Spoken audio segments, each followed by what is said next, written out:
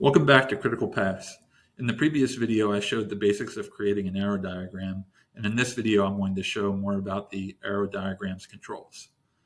I've come in here and entered in a project, and I added data specific to each activity, and you can view that data, as I showed in the previous video, by clicking on an activity or the label above the arrow, and the selected activity panel populates on the left-hand side.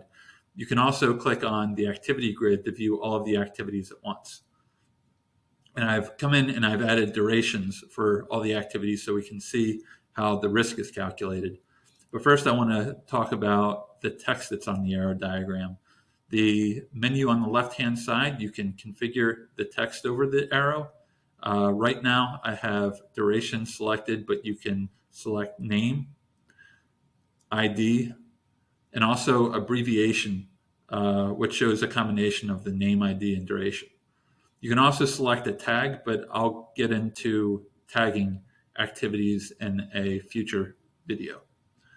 So I'm going to select duration.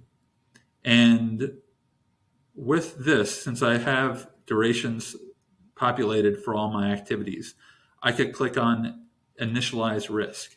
And what that does is it selects a start node and end node for calculating the critical path. You can see that this is in the way here. You can see start node is 1, end node is 11.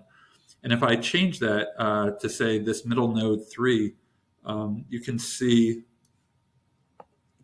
that the critical path is only calculated on part of the network. So I'll put that back to 11.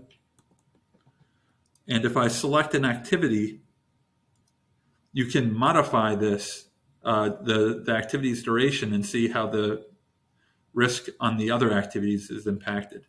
So I'm going to increase this from 15. I'm going to keep increasing, and you can see that the activity turned red because it became more risky.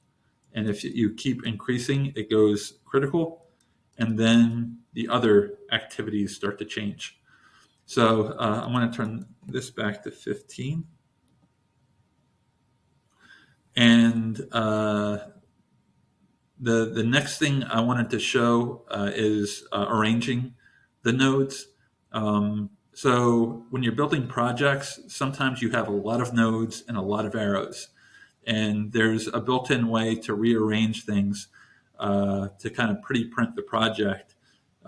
This Arrange Nodes button in the lower left-hand side, you can click on this and configure how you want to arrange your nodes and arrows.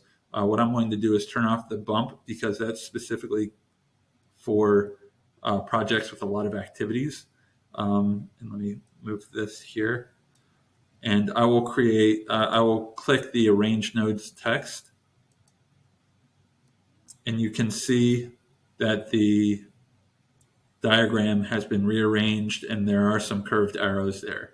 So that's very useful when you have large networks that where the arrows crisscross each other.